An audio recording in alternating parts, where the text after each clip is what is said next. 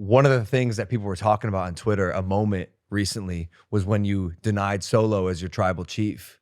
And when you came out for that promo, your eyes were red, unkempt beard. Paul, you looked exhausted. Yeah. And I think the people who knew the story that you were telling perceived that look as stress. What did you do to look that disheveled? And why did you do that? Well, why I did it is because that's what the story needed.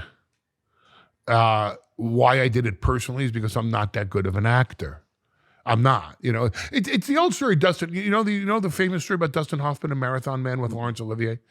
Dustin Hoffman was part in the 1970s. Was one of the hot young independent method actors out of New York, all studying, under Lee Strasberg or Stella Adler, and all, following the footsteps of Brando. So there was Al Pacino, and there was Robert De Niro, and there was Dustin Hoffman, and there was Harvey Keitel, and there were all these brilliant New York actors that are coming, and they're all method actors.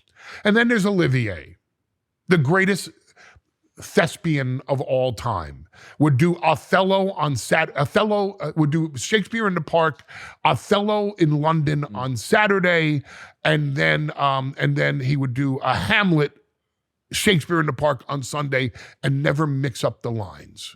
I mean, this is Olivier, for crying out loud. So they do the very famous scene in the movie Marathon Man, which was directed by John Schlesinger, where Olivier plays this Nazi dentist, this Nazi doctor coming to New York to get all the gold that the Nazis had stolen from the victims.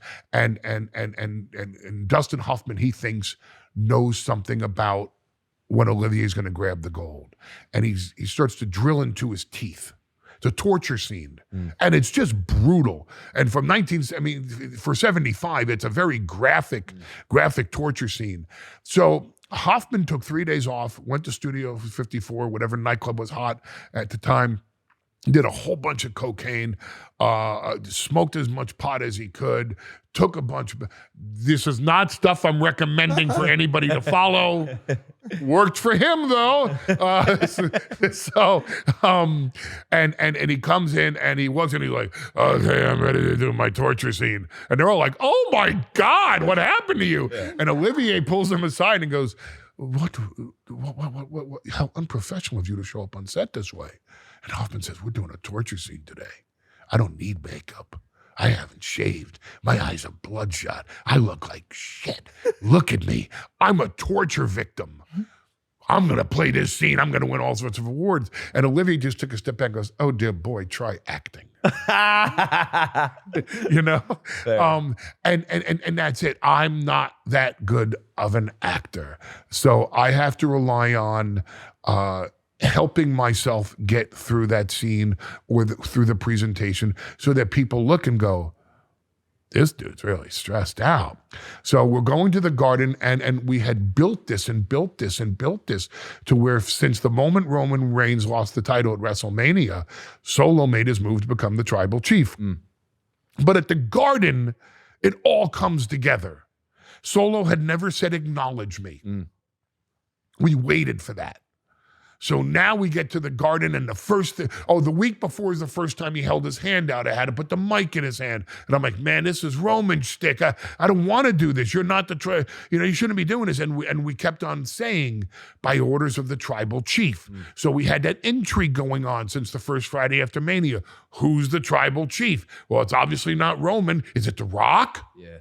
Is it Solo? Is someone else pulling the strings? Is Heyman actually just swerving Roman? And but as Solo kept just bullying me, and I'm falling apart, and now I'm not dyeing my hair, and my hair is going gray, and I'm showing up a little more unshaven every week, and my tie's not, and my pocket square is crooked, and my suits are not pressed. Oh man, this guy's falling apart in front of every week a little more. So at the Garden, he says, acknowledge me. It's like, oh my God, he said, acknowledge me. And now he starts turning to his crew. Tama Tonga, step up, acknowledge me. Oh my God, Jacob Fatu, acknowledge me. And as you're going around, you're going, oh my God, he's going to ask the wise man to acknowledge him. This is going to be bad for the wise man. And finally he gets to me and he says, acknowledge me. And the whole audience is like, don't acknowledge him. Don't, especially in Madison Square Garden, right? And he takes the step back and he goes like this. And for the first time now he says, acknowledge me as your tribal chief. And it's like, oh my God, there's no way. Even Heyman can't be so sycophantish in the moment that he's going to buy himself out of trouble. Even Heyman has to have the balls to stand up to this.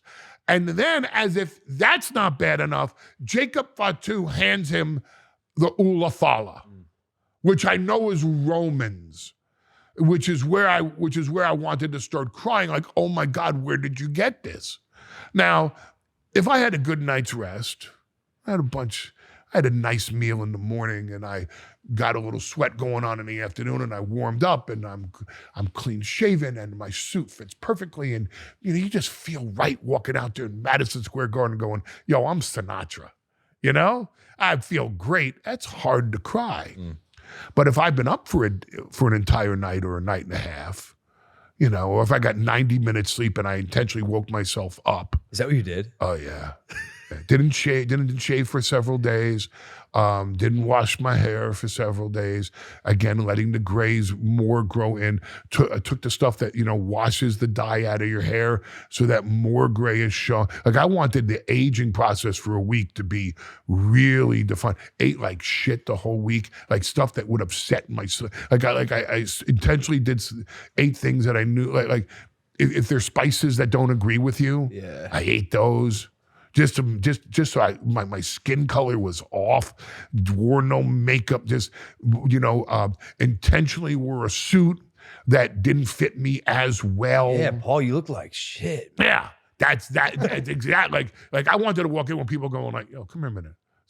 This okay? Are you good, dude? You're okay, right? I wanted the whole thing of, oh dear boy, try acting. And therefore it wasn't difficult for me. So when it's time for me to say you're not my tribal chief, and I'm in tears, I'm bawling. It's easy for me because number one, I feel awful. Yeah. I just feel like crap out there.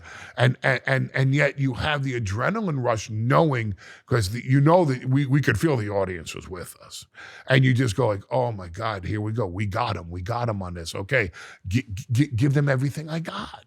Give them everything I got. So gave them that, knowing then the next step is we're going through that table. But I had to go through the table.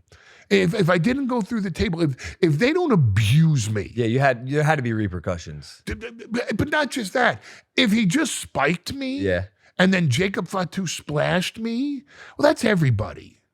But taking somebody who is obviously, pushing 60, taking someone who's obviously out of shape like I am, taking someone who shouldn't go through that table, and violently putting me through the table. And those guys knew, I want to go, this has to be violent. This has to be shocking. Like you got to sit there and go, someone's going to save him, right? There's no, yo. And when you look at it, you go, dude, he went through, he got put through that table. Did you boost? No, I did not. No, I did not boost. No. And the thing is, I didn't have to. Jacob Fatu was like, you go through that table, man. And that was the thing. And there is it's what the story calls for. It was riveting. It's one of the coolest things for me now as a peer to watch from home, and like I'm glued. And when I was watching all that go down, I acknowledge that you are not my tribal chief. I went. Like all the millions of fans at home watching, I'm like, no way. And then I knew something had to happen. Yeah, but what price won't you pay for greatness?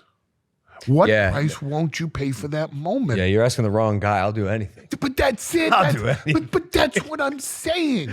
That's the commitment. Well, you and I have had a conversation without revealing confidential stuff and stuff that's private. about what it takes to be at the absolute top of this industry. We'll leave it at that. And I just told you, it's a commitment like no other. Yeah. It's all encompassing. It's everything you got. Because when you get there and when you over deliver, when you exceed your own limitations in life, when you know you are only one of the best, but you want to be the best, one of the greatest, but you want to be the greatest. You can put on one of the most compelling performances of the year, but that's not good enough for you. You want the most compelling performance of the year. I shouldn't go through that table. I get it. I had no business going through that table. That's why I had to go through it. Yeah, of course. You know, that's the commitment to the story. You know, and if the next thing that the next story that is in need of that sacrifice by me, that story is going to get it. That story is going to have me, and there's going to be nobody that's going to tell me no. Like nobody's going to say, you can't go through it. I'm going through it, because Solo had to do that. Yeah. He had to do something so grotesque. He had to do something so over the top. He had to do something so out of bounds. He had to do something to Roman's wise man to solidify himself as, on the night that he declared himself the tribal chief, is the night that he went overboard in every direction. And now they look at the box office he drives. Yeah. Hey guys, if you like that clip, hit the subscribe button. And if you want to see more zany clips, click the video right here.